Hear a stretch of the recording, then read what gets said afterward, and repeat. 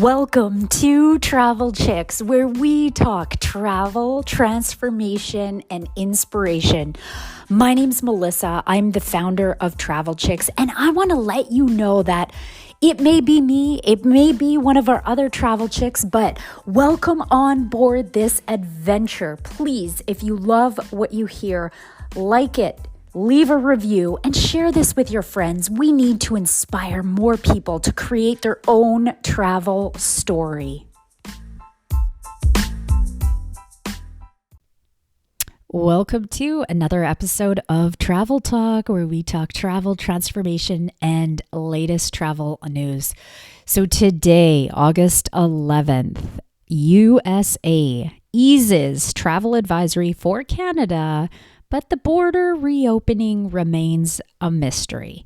Gosh darn it. It is just so tough to keep up on all these changes and red light stop, green light go. And, we've been receiving a ton of phone calls asking, am I okay to travel? What's the next step? What do I need to do?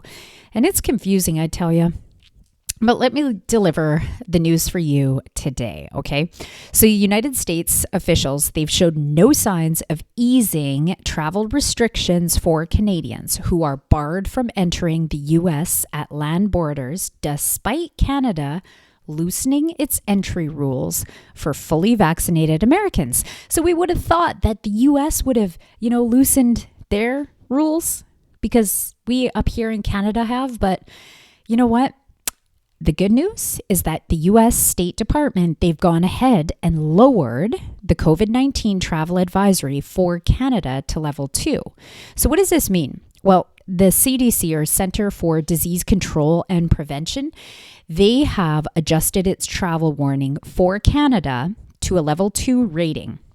Okay. According to the CDC's website, level 2 indicates a moderate level of COVID-19. So that means all the Americans, they follow the government, the CDC's recommendations, and they're looking at us here in Canada saying, oh, Canada is now a level 2. So they're orange on the interactive map that's run by the CDC. So we're considered level 2. Okay. For level 2 countries, the CDC advises travelers to make sure they are fully vaccinated before starting their journey. Unvaccinated travelers who are at increased risk for severe illness from COVID-19 honestly should avoid non-essential travel to Canada. That's according to the CDC.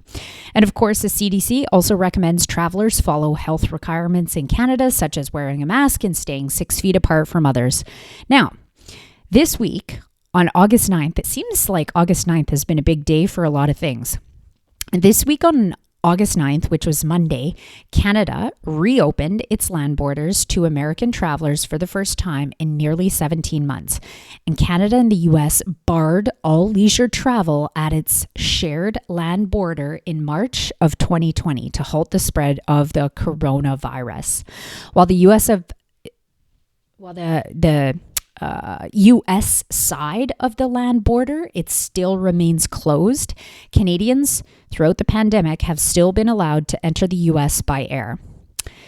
And this has kind of posed a lot of confusion for travelers because at the land border, Canadians, so if you were driving down to the States, unless you were considered an essential worker, you were not allowed to cross the land border, meaning by car or bus.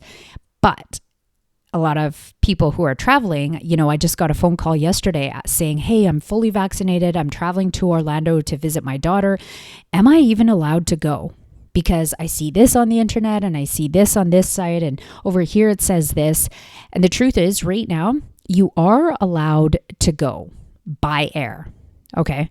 Now, there's a lot of stuff up in the air right now with the U.S. government because the Biden administration is talking about only opening travel for international visitors to the USA if they are fully vaccinated. So that's on the table right now.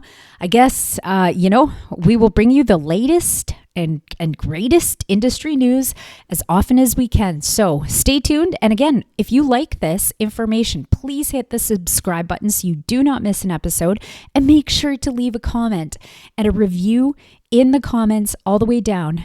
Talk to you soon.